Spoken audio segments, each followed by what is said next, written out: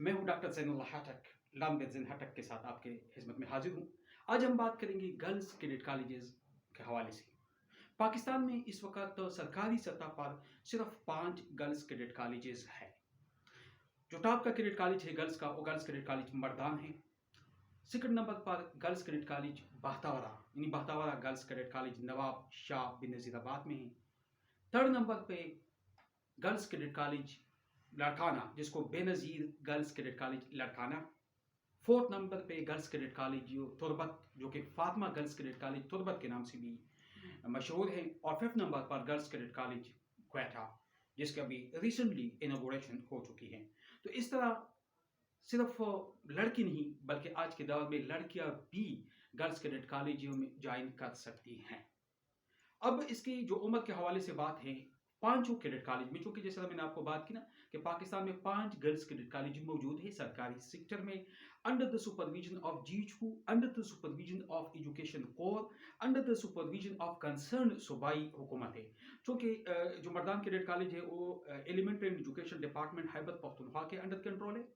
जो बलूचिस्तान के दोनों गर्ल्स कैडेट कॉलेजेस है तुरबत और कैडेट कॉलेज क्वेटा, दोनों under the supervision of education elementary department Balochistan government.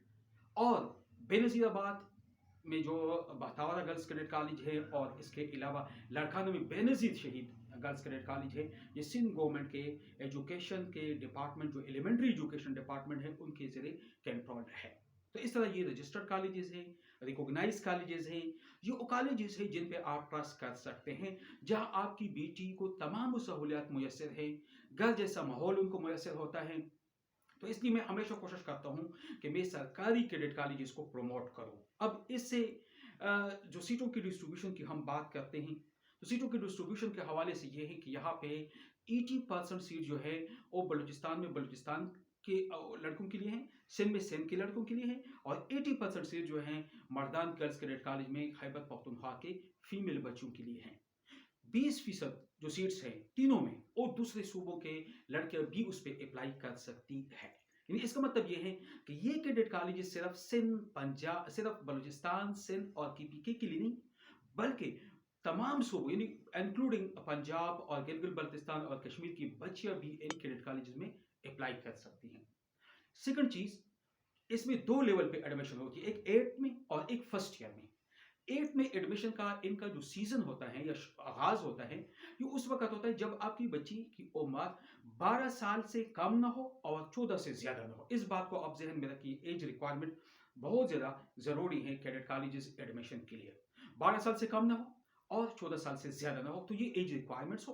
और आपकी बच्ची या तो 7th में पढ़ रही हो या 8th के अंदर हो, लेकिन एज का रिक्वायरमेंट्स ये होना जरूरी है। और दूसरी बात ये कि इनका जो टेस्ट होता है, मर्दान का जो टेस्ट होता है हर साल, वो होता है नवंबर में, फर्स्ट वीक ऑफ नवंबर में अप्रॉक्सीमेटली। प्रोबेबली हो सकता है कि लास्ट वीक ऑफ अक्टूबर में भी आ जाए या नवंबर के सेकंड वीक में भी जाए, लेकिन आपने याद रखना है जब भी उनके लिए अप्लाई करनी है आपने, तो सितंबर का जो महीना है उसमें उनका इश्तिहार आता है, सितंबर के महीने में उनका इश्तिहार आता है, और अक्टूबर के महीने के एंड में या फर्स्ट वीक ऑफ नवंबर में उनका टेस्ट होता है।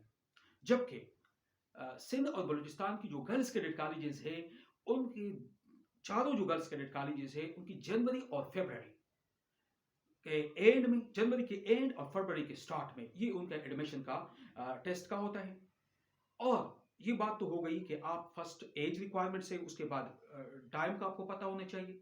और थर्ड जो चीज है वो है सिलेबस।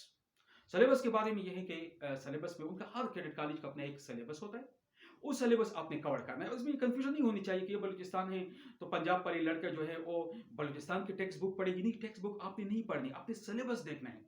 उन्होंने जो गिवन सिलेबस है, और 5 सब्जेक्ट्स में वो सिलेबस देते हैं, इंग्लिश, मैथ्स, उर्दू, इस्लामियात, और इस्लामियात के साथ एक पोर्शन जनरल नॉलेज के भी होता है, और साथ में साइंस। इन 5 सब्जेक्ट्स के अंदर जो जो टॉपिक्स है, हर के तकरीबन जो है 8 to 9 टॉपिक्स वो देते हैं। तो वो 8 to 9 टॉपिक्स जो है उसकी आपने तैयारी करनी है, चाहे वो पंजाब टेक्स्ट बुक से हो, केपी टेक्स्ट बुक से हो, सिंध, बलूचिस्तान या नेशनल बुक टेक्स्ट से आप तैयारी कर ले। देयर इज नो, उस पर कोई रिस्ट्रिक्शन नहीं है, कोई पाबंदी नहीं है।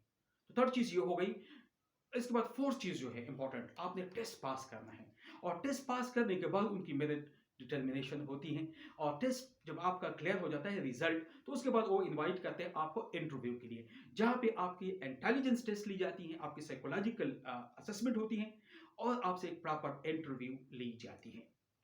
तो इसलिए अगर आप चाहते हैं कि आपकी बच्ची कैडेट कॉलेज को ज्वाइन करे और वो कैडेट बने, तो आपके लिए एक अपॉर्चुनिटी है।